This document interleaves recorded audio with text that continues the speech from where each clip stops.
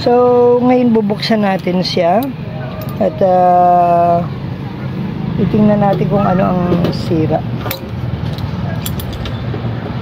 Ayun, nakita naman natin na naka-stack up po siya sa 6 3/4.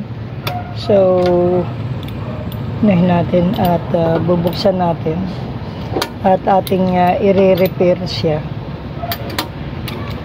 Masyado mahigpit.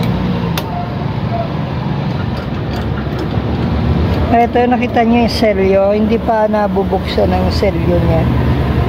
Yung papel,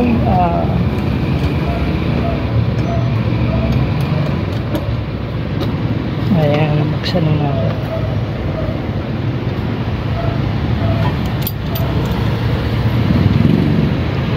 Ang sabi natin sa may-ari, dapat to lagyan ng dapat lagyan nila ito ng ano,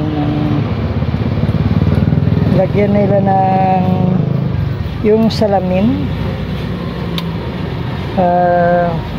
Ewan ko kung ihahatid ko ito sa kanila o kukunin nila pag di nila nabalikan. Sabi ko balikan after mga ilang oras, dahil hindi natin naharap dahil may ginawa tayo. Ayan, malikabok din ang loob pero maganda pa, bago pa.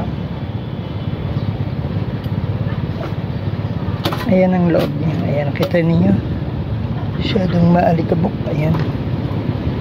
Kasi ngayon, itong sira niya, yan yung aayusin natin.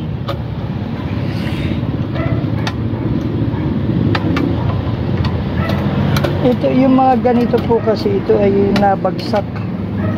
At masyadong mahigpit na.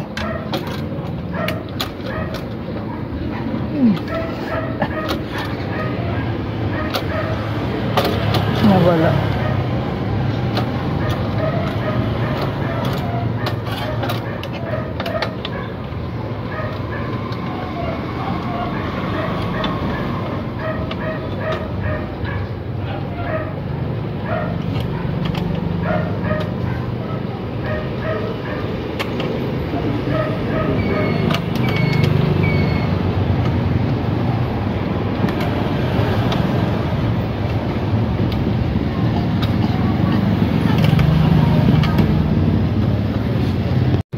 So yan, kabit na natin sa loob at nai-adjust na rin natin. Kailangan pong i-adjust yan para hindi ganito, pag ginanyan hindi siya abot dito. Dahil kapag gano'n na nangyari, hindi, pag ginanyan nyo siya, hindi po siya aabot sa tem. Kaya kailangan adjusted ito ng mabuti.